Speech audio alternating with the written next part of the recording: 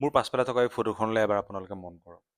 এই ফটোখন দেখাত এখন আপোনাৰ সাধাৰণ ফটো যেন লাগিলেও এই ফটোখনত আপোনাৰ এই ইউনিভাৰ্চৰ সকলোতকৈ ডাঙৰ জ্ঞানটো লুকাই আছে। ফটোখন ভালকৈ চালে আপোনালোকে ন'টিচ কৰিব যে ফটোখনত মহাদেৱৰ গাত ছাই সানি থোৱা আছে।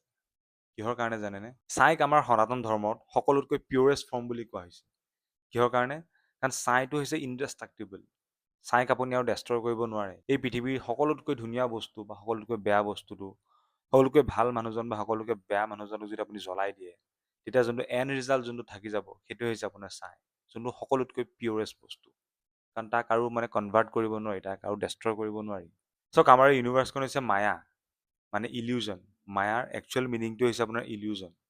আৰু এই ইউনিভাৰ্চৰ সকলোতকৈ যোনটো আল্টিমেট যোনটো নলেজ, সেইটো হৈছে সেই কথাটো জানাটো যে এই ইউনিভাৰ্চখন আচলতে ইলিউজন। আৰু যেতিয়া আপোনাৰ সেই নলেজটো একচুৱেলি হ'ব, তেতিয়া আপোনাৰ সেই ভাৰ্জনটোক কোৱা হ'ব ব্ৰাহ্মণ বুলি, যোনটো আপোনাৰ ছুপ্ৰিম ৰিয়েলিটি বুলিও কোৱা হৈছে। আৰু মহাদেৱ হৈছে সেই এবছলিউট ট্ৰুথটো, সেই ছুপ্ৰিম ৰিয়েলিটিটো। কেতিয়াবা যদি আপুনি এই ইউনিভাৰ্চখন ফুল্লি ডেষ্ট্ৰয় হৈ যায়, ফুল্লি যেতিয়া ছাৰখাৰ হৈ যাব, তেতিয়া যোনটো বস্তু থাকি যাব, সেইটোৱে হৈছে আপোনাৰ মহাদেৱ। তেওঁ হৈছে এই ইউনিভাৰ্চৰ সকলোতকৈ পিয়ৰেষ্ট ফৰ্মটো।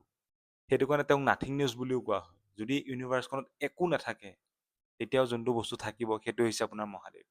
আৰু তেওঁক ডেষ্ট্ৰয়াৰ বুলিও কোৱা হয়। এইটো কাৰণে নহয় যে তেওঁ সকলোবোৰ বস্তু ডেষ্ট্ৰয় কৰি দিব পাৰে।